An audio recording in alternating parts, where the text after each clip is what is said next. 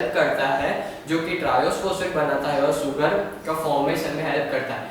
PEPCO phenol phosphoenol pyruvic acid CO2 को absorb करता है, उसकी प्रेजेंस में हेल्प करता है। PEPCO मैंने लिखा था कि PEP प्लस CO2 OAA इस रिएक्शन को कैटलाइज करता है ये एंजाइम PEPCO। ओके, ये प्रेजेंट होगा कहां पर, जहां रिएक्शन हो रही है। रिएक्शन कहां हो रही है, स्ट्रोमा में। Explain cranes anatomy. ओके, तो ये पूरा जो हमने पढ़ा, जो रिएक्शन सीरीज ऑफ रिएक्शन, ये सीरीज ऑफ रिएक्शन की PEP oxalo PEP oxalo acetic acid बना रहा है, फिर वो वापस RUBP में कन्वर्ट हो रहा है। और जो स्ट्रक्चर्स यहाँ पर RUBP के एंजाइम के जो इंपॉर्टेंस है, उस पूरे सीरीज ऑफ रिएक्शन को हम बोलेंगे क्रेन्स एनाटॉमी, जिसमें 2 टाइप्स के स्टोमाटा फंक्शन करता है और उसके फंक्शंस को और पूरा हम एक्सप्लेन करके कहेंगे दस this is cranes anatomy. Okay,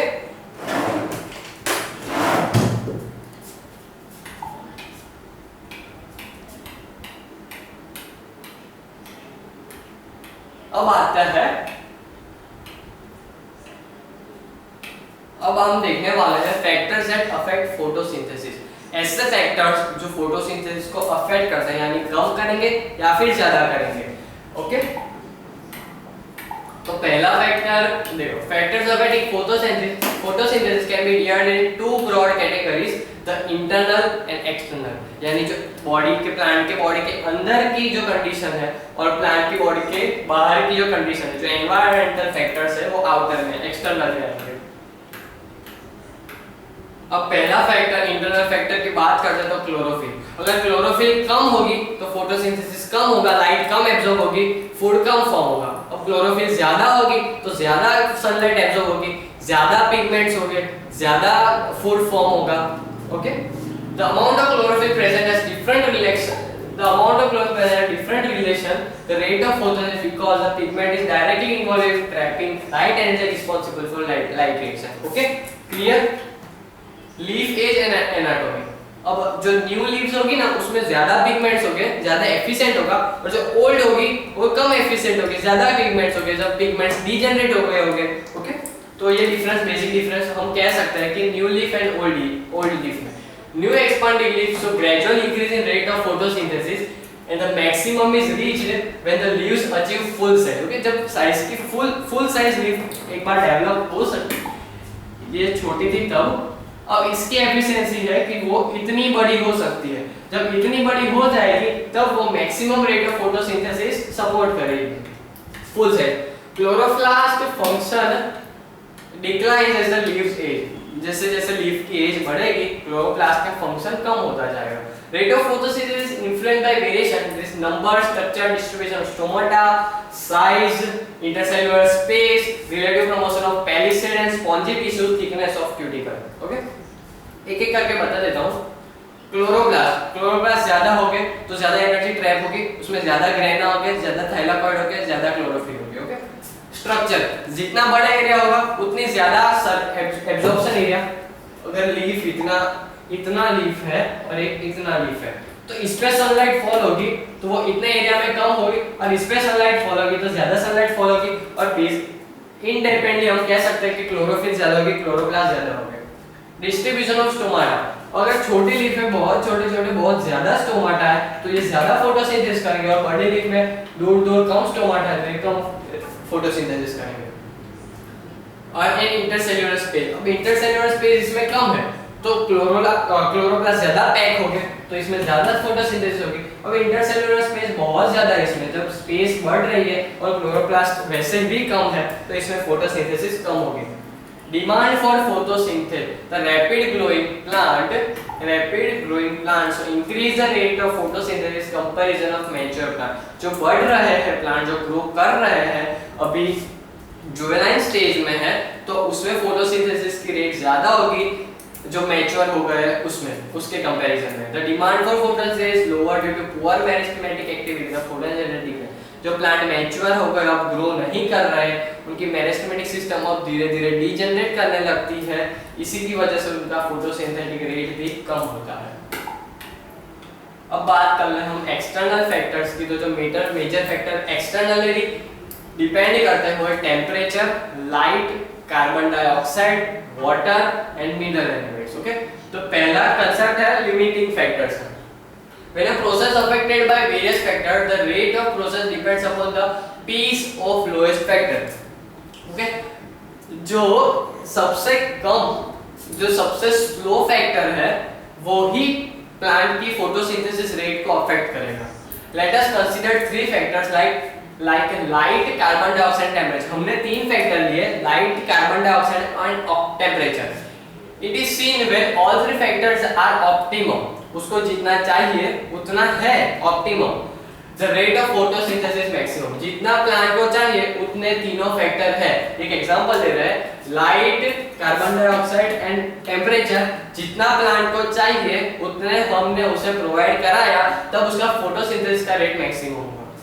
However, the three factor, even if one factor becomes suboptimal, तीनों फैक्टर में से कोई एक फैक्टर भी हमने कम किया या फिर उसको जितना चाहिए उतना हमने नहीं दिया, तो photosynthesis remain the optimum, the rate of photosynthesis decline सबसे। तीनों में से कोई एक भी कम होगा या फिर जितना चाहिए उतना नहीं होगा, तो ओवरऑल फोटोसिंथेसिस रेट में डिक्लिनेशन होगा, कम होगा।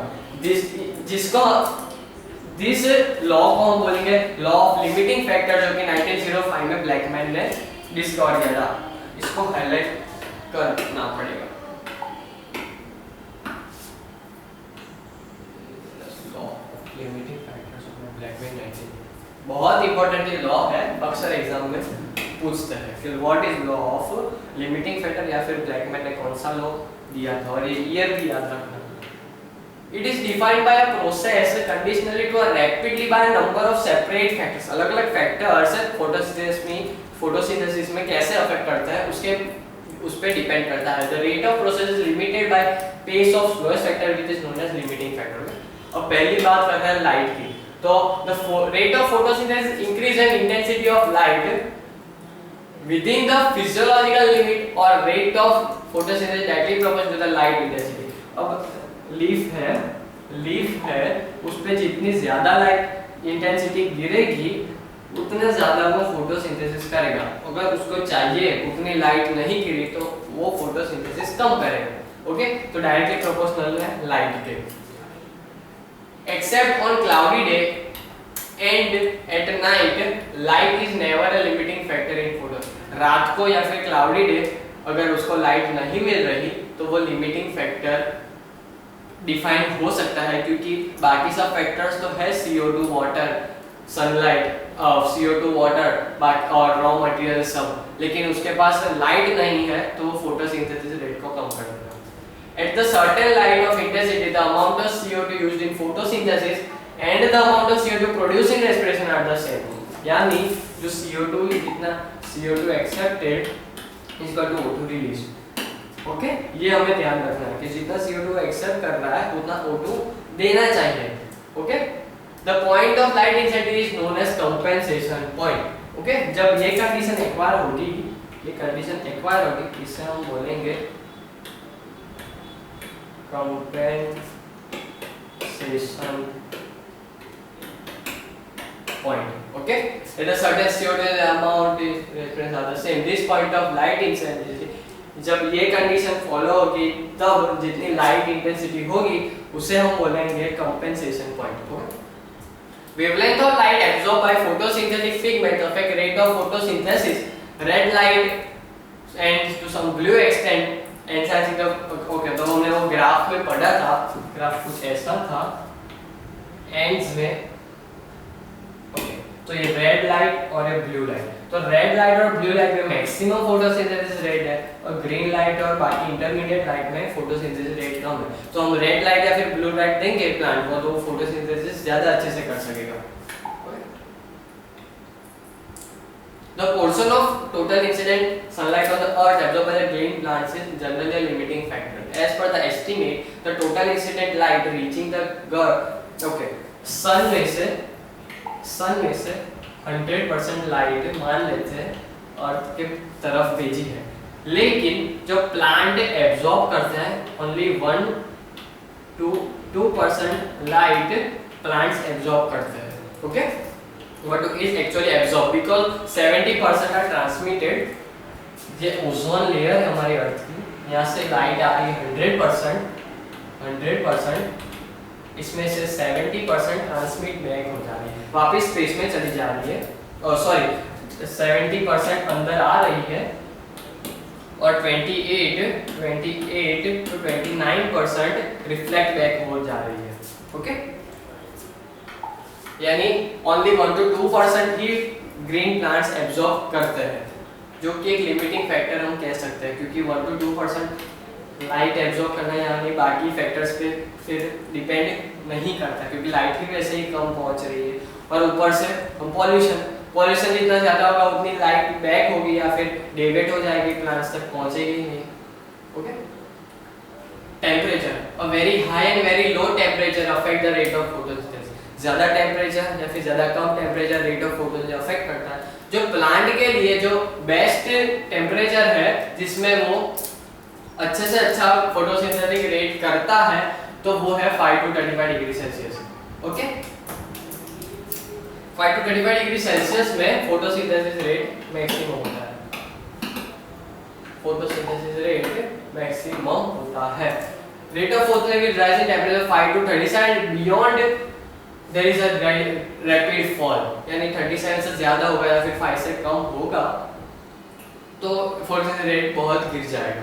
The enzyme during the process back nature unit denature at high temperature, क्योंकि हाई टेम्परेचर पे जो एंजाइम थे हमारे, जो भी एंजाइम हम गिन ले आरयूबीपी मान ले या फिर पीईपीसीओ, वो सभी डीनेचर हो जाते हैं. इसी वजह से ये बेस्ट टेम्परेचर है जिस पे हमें ऑप्टिमिज्म फोटोसिंथेसिस रेट मिल सकता है. Okay, carbon dioxide, since carbon dioxide being one of the major raw material of photosynthesis, तो कार्बन डाइऑक्साइड की कंसंट्रेशन भी फोटोसिंथेसिस रेट को अफेक्ट करेगी. Okay, it acts as limiting factor in natural photosynthesis. The optimum temperature and light intensity until CO2 is as high as 3%, thus the CO2 is always a limiting factor. Okay, so carbon dioxide की भी amount को हम ध्यान में रख के हम कह सकते हैं कि वो एक लिमिटिंग फैक्टर, क्योंकि वो कम होगा तो फोटोसिंथेसिस के रेट में जरूर से अफेक्ट होगा. वाटर, अगर वाटर है, water is indirectly affect the rate of photosynthesis, क्योंकि दो पाथवे हमारे पास, C3 pathway, C4 pathway. Okay, तो वाटर की प्रेजेंस लिमिटिंग फैक्टर तो कह सकते हैं, लेकिन एडॉप्शन की वजह से काफी प्लांट्स ने एडॉप्ट कर लिया कि वो कम से कम पानी में ज्यादा से ज्यादा फोटोसिंथेसिस कर सके. Water has indirect effect on rate of photosynthesis. The loss of water in the soil is immediately left by leaves which get wilted and the stomata close, thus hampering of absorption of CO2 from stomata. This cause decline in photosynthesis. Oxygen, the concentration of oxygen is extra. हमने पढ़ा था कि photo respiration C4 pathway में नहीं होता, C3 pathway में होता है. इसी वजह से ये भी इतना ज्यादा इंपॉर्टेंट नहीं है जितना CO2 temperature and sunlight present और डिपेंड करती है रेट ऑफ फोटोसिंथेसिस को. The concentration of oxygen at external temperature is never limiting reagent for photosynthesis because it is a byproduct of photosynthesis. और फोटोसिंथेसिस के end में हमें oxygen as a byproduct मिलता है, तो वो इजीली एटमॉस्फेयर में डिफ्यूज हो जाएगा. And however the excess of O2 surrounded by green plants reduce photosynthesis by promoting the rate of aerobic respiration. Okay, तो जितना ज्यादा O2 होगा उतना कम फोटोसिंथेसिस, यानी हम कह सकते हैं कि इनवर्सली प्रोपोर्शनल होगा, क्योंकि O2 लीफ को सराउंड कर देगा. O2 ये लीफ है, उसके आजू बाजू O2 आ जाएगा, जो कि एब्जॉर्प्शन रेट को कम करेगा और एरोबिक रेस्पिरेशन को इंक्रीज करेगा. एरोबिक रेस्पिरेशन यानी respiration in presence of O2, बल्कि फोटोसिंथेसिस के लिए CO2 ज़्यादा ज़रूरी है, इसलिए CO2 कम एब्जॉर्ब होगा O2 के कंपैरिजन में, इसलिए ज़्यादा O2 is directly proportional to the photosynthesis. Mineral elements, some mineral elements like magnesium, copper, manganese and chloride ions is component of photosynthetic enzyme. जो photosynthesis enzyme है IUP, Rubisco, PEPCO, वो इन सब elements से बना है. तो इसकी अमाउंट प्लांट के बॉडी में कम होगी तो एंजाइम कम एफिशिएंट होंगे, कम बनेंगे एंजाइम, इसकी वजह से फोटोसिंथेसिस रेट को भी वो अफेक्ट कर सकते हैं, affect the synthesis of enzyme chlorophyll respectively photosynthesis indirectly. Okay, अब नेक्स्ट टॉपिक है हमारा chemosynthesis. Okay, when plants utilize light energy to reduce carbon dioxide to carbohydrate, they are called photosynthetic autotrophs. There are some bacteria which can utilize chemical energy released during biological oxidation in certain inorganic elements to reduce carbon dioxide. ऐसे भी organisms है just like bacteria जो chemosynthetically autotrophs हैं, यानी जो inorganic materials अर्थ के ऊपर या फिर अर्थ के सरफेस के अंदर जो इनऑर्गेनिक मटेरियल है उसको एनवायरमेंट से CO2 एब्जॉर्ब करके फूड बनाते हैं। ओके, तो इन लोग ये ऑर्गेनिजम्स कीमोसिंथेटिक ऑटोट्रॉफ्स कहलाते हैं क्योंकि वो बायोलॉजिकल एनवायरमेंट में से इनऑर्गेनिक कंपाउंड को लेते हैं, CO2 के साथ उसके फूड बनाते हैं, ना कि जो प्लांट्स जो सनलाइट को एब्जॉर्ब करते थे और खुद अपना जो खुद बॉडी के अंदर जो कंपाउंड्स प्रेजेंट है उससे फूड बनाते थे। ये बॉडी के बाहर से इनऑर्गेनिक कंपाउंड्स लेते हैं और अपना फूड बनाते हैं। That's why they are called chemosynthetic autotrophs directly from chemical inorganic substances. They found in colorless bacteria because they use chemical energy to reduce carbon dioxide. अभी इनऑर्गेनिक है, ये केमिकल एनर्जी को यूटिलाइज करेंगे और food form करेंगे, thus इसको ये process को हम बोलेंगे कीमोसिंथेसिस। क्लियर?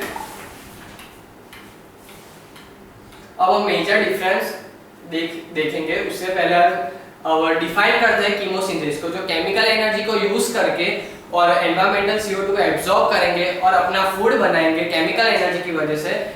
उसकी वजह से हम उस प्रोसेस को बोलेंगे कीमोसिंथेसिस। और उसके एग्जांपल्स है जो ग्रीन सल्फर बैक्टीरिया है और फिर कलरलेस बैक्टीरिया, उसके सब एग्जांपल्स है। तो कॉमन कैरेक्टरिस्टिक कह सकते हैं कि नाइट्रीफाइंग बैक्टीरिया जो नाइट्रोजन फिक्सेशन करते हैं वो अपना खाना कीमोसिंथेसिस की हेल्प से बनाते हैं, जिसमें वो ऑक्सीडाइज करते हैं NH3 को NO2 में, नाइट्रोजन की अमाउंट एनवायरनमेंट में बढ़ाते हैं।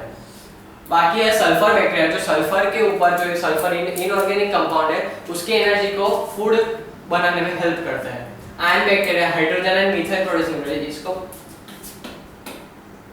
हेलो थर्मो एसिडोबैक्टीरिया बोलते हैं, जो काउ डंग या फिर रूमिनेंट्स के स्टमक स्मॉल इंटेस्टाइन में प्रेजेंट होता है, जो ये हाइड्रोजन एंड मीथेन के केमिकल एनर्जी को फूड बनाने में हेल्प करता है। These are the basic difference between chemosynthesis and photosynthesis. It occurs colorless, जो भी लोअर ऑर्गेनिजम्स है यूकार्योटिक ऑर्गेनिज्म उसमें कीमोसिंथेसिस प्रेजेंट होता है, और जो ऑल ग्रीन प्लांट्स है जिसमें क्लोरोफिल प्रेजेंट होता है, सनलाइट की प्रेजेंस में फूड बनाते हैं, उसे हम फोटोसिंथेसिस करेंगे। इस प्रोसेस में CO2 रिड्यूस होता है कार्बोहाइड्रेट में विदाउट प्रेजेंस ऑफ लाइट, लेकिन फोटोसिंथेसिस में लाइट की प्रेजेंस एक रॉ मटेरियल सनलाइट, जिसके बिना फोटोसिंथेसिस या फिर कह सकते हैं कि फूड फॉर्मेशन नहीं हो सकता। यह chemical energy release during oxidation of inorganic substance, oxidation होता है इनऑर्गेनिक सब्सटेंस का जो एनवायरनमेंट में, वो हम कह सकते हैं जो कुछ सेप्रोफिटिक एनिमल्स है जो इनऑर्गेनिक मटेरियल्स पे डिपेंड होते हैं अपना फूड बनाने के लिए, और जो फोटोसिंथेसिस होता है जिसमें लाइट एनर्जी कन्वर्ट होती है, लाइट एनर्जी हमने आगे देखा कि लाइट एनर्जी CO2 दोनों रिड्यूस होके RuBP को रिड्यूस करते हैं और फूड की फॉर्मेशन बनती है। कैल्विन साइकिल का ये मेजर पॉइंट था। ओके, इसमें कोई पिगमेंट्स इन्वॉल्व नहीं होता, कोई पिगमेंट्स इन्वॉल्व नहीं करता, लेकिन जो फोटोसिंथेसिस में तो उनमें बहुत वेरियस टाइप्स के पिगमेंट्स हैं, जैसे chlorophyll A, B, keratin, xanthophylls, leucoplast, ये सब पिगमेंट्स थे जो एब्जॉर्प्शन ऑफ सनलाइट में हेल्प करते थे, जिसकी वजह से जो सन की एनर्जी है वो केमिकल एनर्जी में ट्रांसफर हो सके। इसमें फोटोफॉस्फोरेशन नहीं होता, इसमें फोटोफॉस्फोरेशन टेक्स प्लेस होता है क्योंकि NADP and ATP they are the basic reducing agent which convert RuBP and CO2 into food material।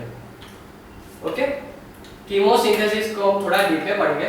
This is process in which energy stored as hydrogen ion gradient across the membrane is used to synthesize ATP and ADP and the PI factor. The enzyme which use the energy is ATP synthase. Thus the energy or power source is difference in concentration of H positive ion and opposite side of the membrane. अब जो organism है यहाँ पर inorganic compounds elements मान लेते हैं, तो इन सबको अपने तरफ एब्जॉर्ब करेंगे और उसके अंदर जो केमिकल एनर्जी है उसको यूज करके फूड फॉर्मेशन करेंगे. Okay, the membrane is inner membrane of mitochondria and chloroplast. The word osmosis in Greek means push. Here the flow of hydrogen ion across the membrane provides the energy to push the ATP synthesis enzyme which then catalyze the synthesis of ATP. ATP formation में जो chemical energy है वो utilise करके ATP बनाएंगे, फिर वो carbon dioxide को reduce करेंगे. Chloroplast use chemiosmosis to generate ATP during photosynthesis. Chemical energy को जनरेट करेंगे during photosynthesis. The prokaryote like this organelle mitochondria and chloroplast. जैसे हमें पता है प्रोकैरियोट्स में जो मेम्ब्रेन बाउंड ऑर्गेनेलीज है वो प्रेजेंट नहीं होती, जैसे क्लोरोप्लास्ट, माइटोकॉन्ड्रिया एक्सेट्रा. तो जो प्रोकैरियोट्स है उसमें प्लाज्मा मेम्ब्रेन ही होती है, तो उसमें से ATP सिंथेसिस नहीं कर सकते. दैट्स व्हाई जो ये जो साइंटिस्ट है Peter Mitchell won Nobel prize, जिसने chemosynthesis model for ATP synthesis discover किया था, इसकी वजह से उन्हें नोबेल प्राइज मिला था इन 1978. ओके, तो ये कीमोसिंथेसिस बहुत ज़्यादा ज़रूरी है उन ऑर्गेनिजम्स के लिए जिनके पास पिगमेंट नहीं है या फिर ऑक्सीजन की प्रेजेंस नहीं है. तो वो लोग इनऑर्गेनिक सब्सटेंस, इनऑर्गेनिक मैटर पे डिपेंड करेंगे, उनकी केमिकल एनर्जी यूज़ करेंगे जिससे वो ATP फॉर्म कर सके और आगे फूड प्रोसेस कर सके. तो थोड़ी क्वेश्चंस देख लेते हैं. Please the internal factors that influence the rate of photosynthesis. जो भी इंटरनल फैक्टर्स हमने पढ़े उन सब का समरी हमें लिखना है. ये एक्सटर्नल फैक्टर्स है, ये इंटरनल फैक्टर. जैसे इंटरनल फैक्टर्स हो गया क्लोरोफिल, लीफ की स्ट्रक्चर या फिर क्लोरोप्लास्ट कितना एज का है वो सब, और demand of photosynthesis. Body, plant की बॉडी कितना डिमांड करेगी, इतना फोटोसिंथेसिस उनको चाहिए होगा, इतना फूड उन्हें चाहिए होगा. Okay, give an example of chemosynthetic bacteria. Colourless bacteria, sulphur bacteria, nitrogen fixation bacteria. Okay, why are prokaryotes unable to produce ATP by chemosynthesis. क्योंकि उसमें मेम्ब्रेन बाउंड ऑर्गेनेल्स प्रेजेंट नहीं होती, इसकी वजह से वो केमिकल एनर्जी इनऑर्गेनिक मैटर की utilise ATP में कन्वर्ट नहीं कर सकते.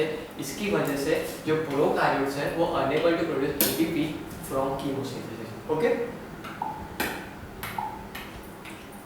ये सिर्फ what have we learn, so glimpses दिए हुए हैं और यहाँ पर हमारा चैप्टर, और यहाँ पर ये ओके ये पूरी अच्छे से पूरी नोट्स बना के दी गई है चैप्टर के एंड में, जो कि बहुत ज़रूरी है. आप पूरा चैप्टर पढ़ने के बाद ये नोट्स को एक बार रिवाइज कर लेना, जिससे पूरा चैप्टर पर हमारी ग्रिप आ जाए. ओके, और यहाँ पर हमारा चैप्टर फिनिश होता है.